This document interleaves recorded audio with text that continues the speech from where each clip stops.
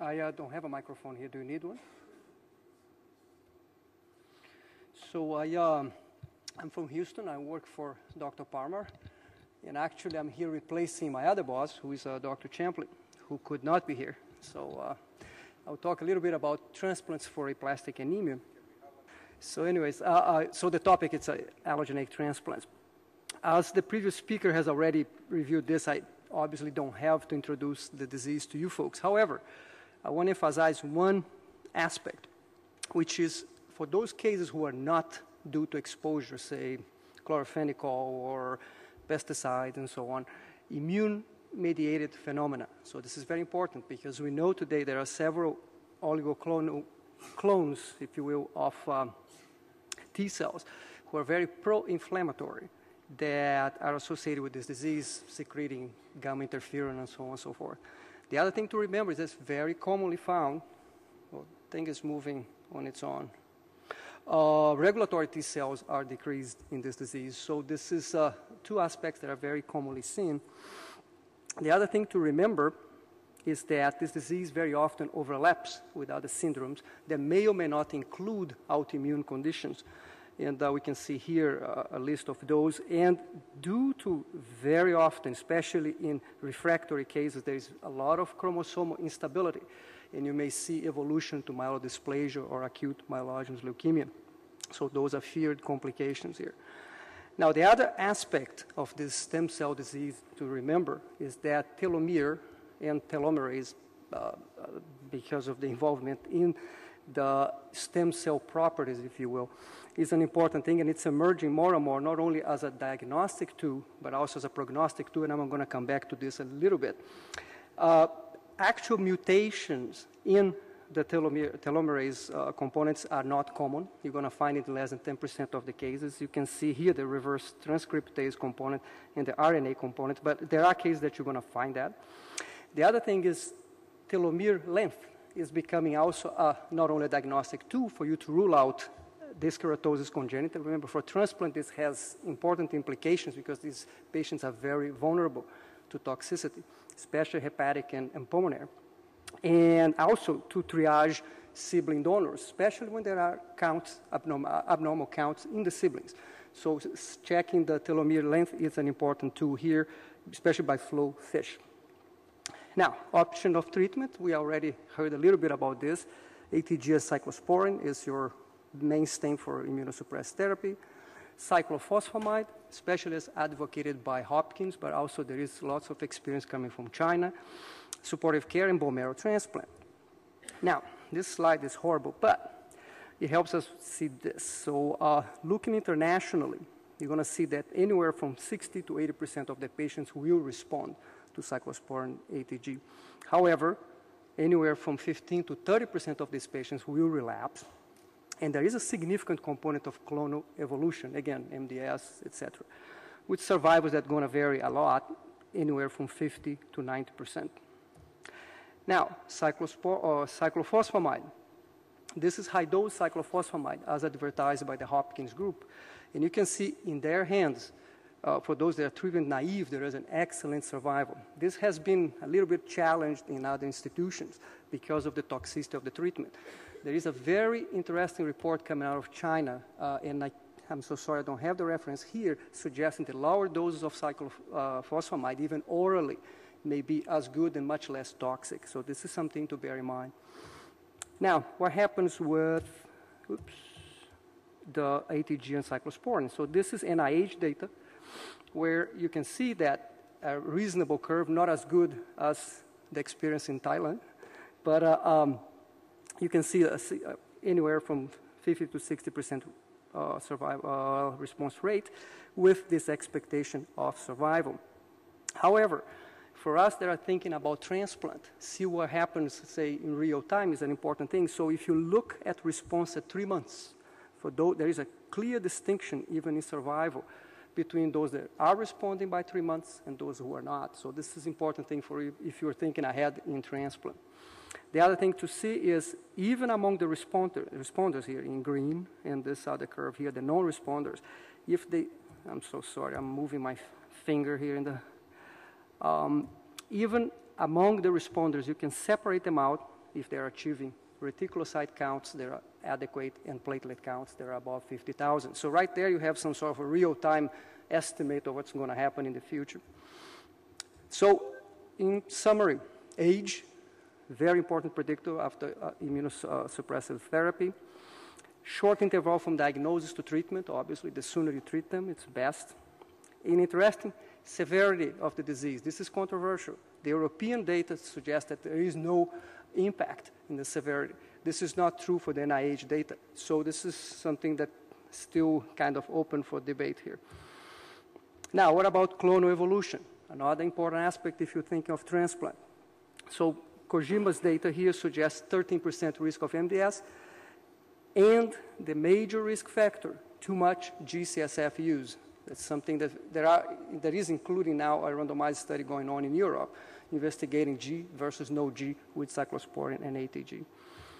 Now, what about telomere length? So this I go back to NIH data, where you can see here there were 180 patients. Telomere length was measured in leukocytes by qPCR.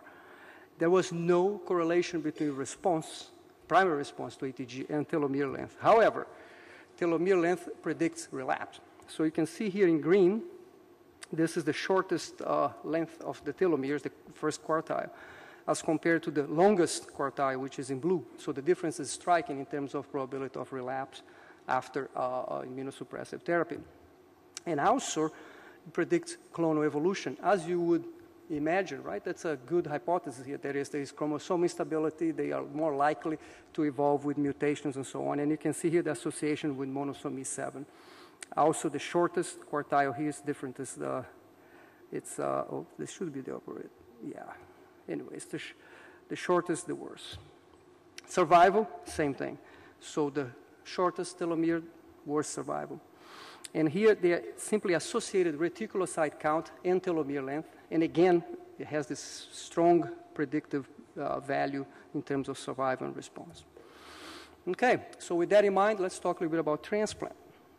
So what are the issues with transplantation?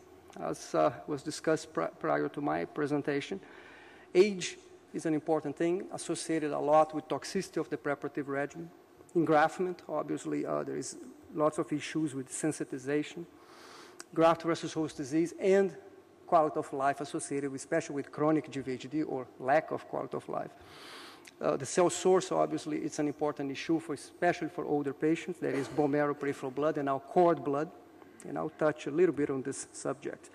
So this is Dr. Bacigalupo's data, essentially telling us that for HLA identical sibling transplants done with cyclophosphamide alone, age above 40, things get complicated. You can see here the curves. This is decades of life, older, as expected, worse here. However, there are suggestions that adding fludarabine, so here there is either fludarabine, cyclophosphamide, plus minus ATG versus cyclophosphamide and ATG plus minus. Adding fludarabine improves the result. This again are HLA identical sibling transplants, patients older than 30. So this is very promising. Now, why? Marked improvement in engraftment. You see here that adding fludarabine, these folks engrafted much better than otherwise.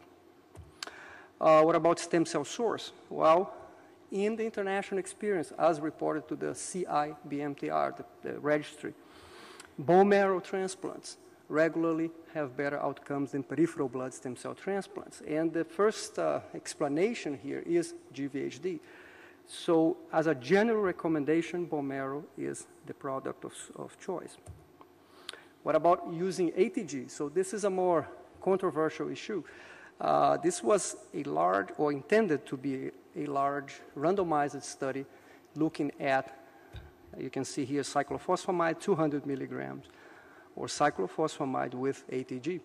So this was a CIBMTR study, prospective, and Dr. Champlin was the PI.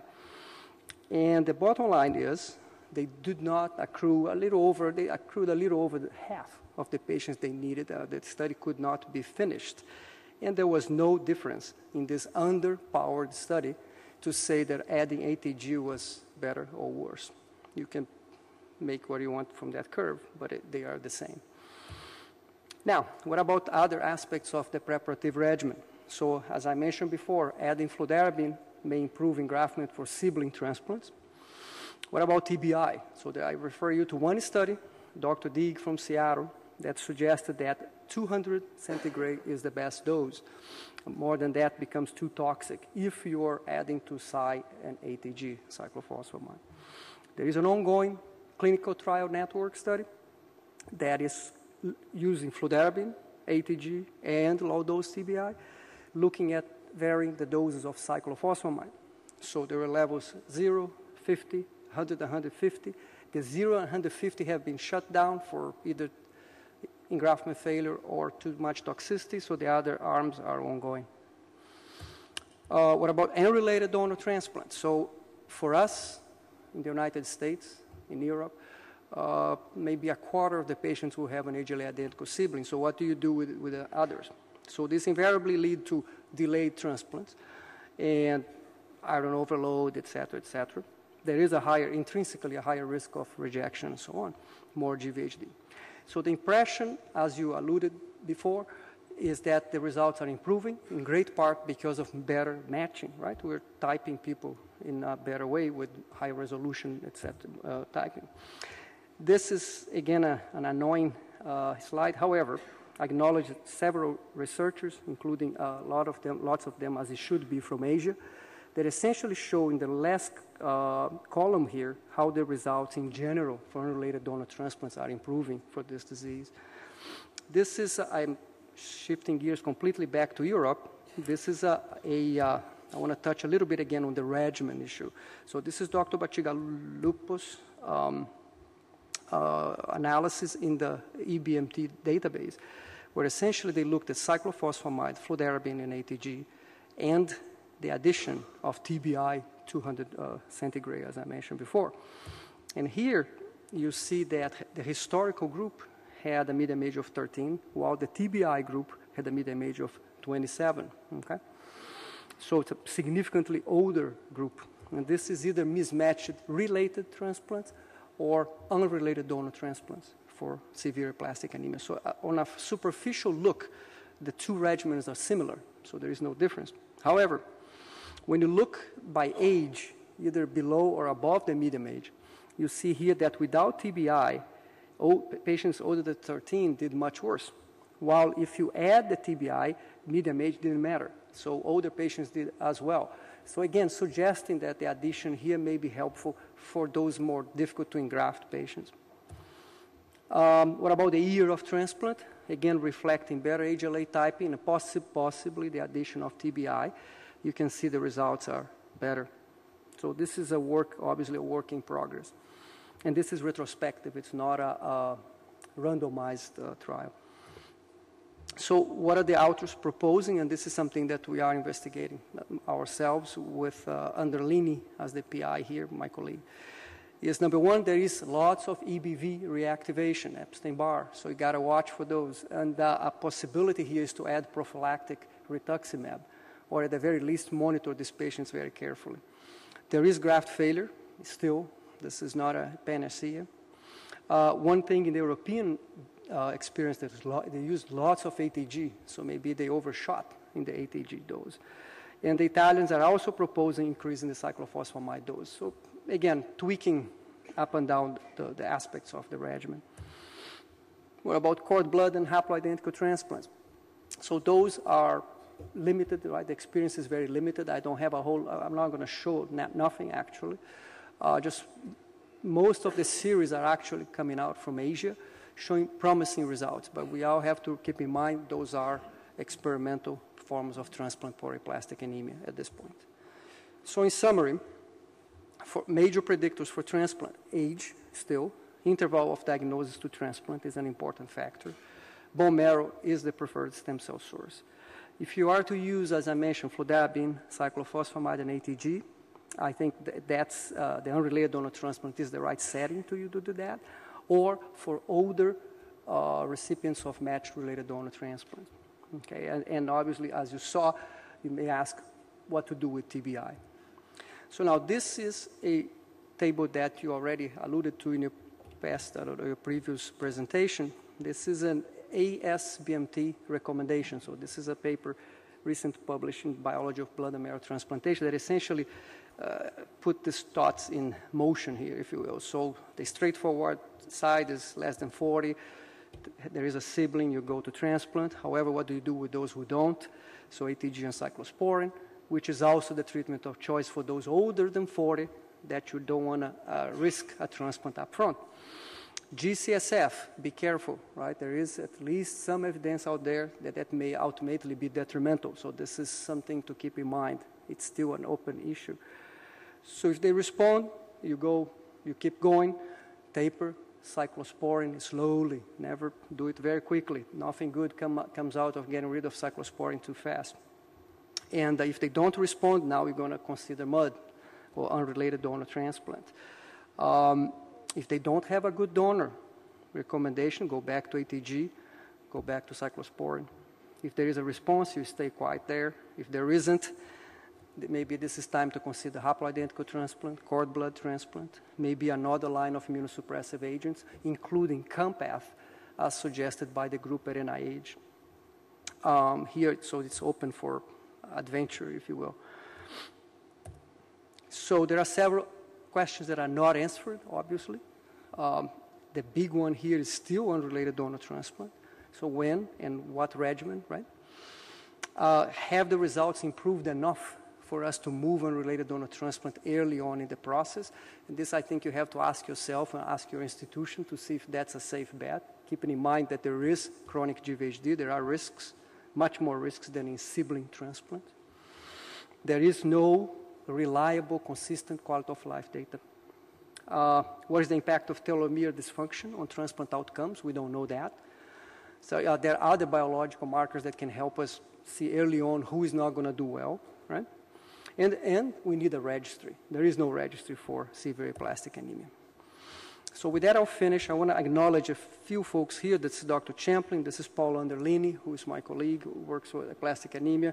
Dr. Bacigalupo in Genova, and Rodrigo Calado, that you may or may not know. He's going back to Brazil. He was working with Dr. Young and NIH. Now he's in Ribeirão Preto. It's a big specialist in aplastic anemia.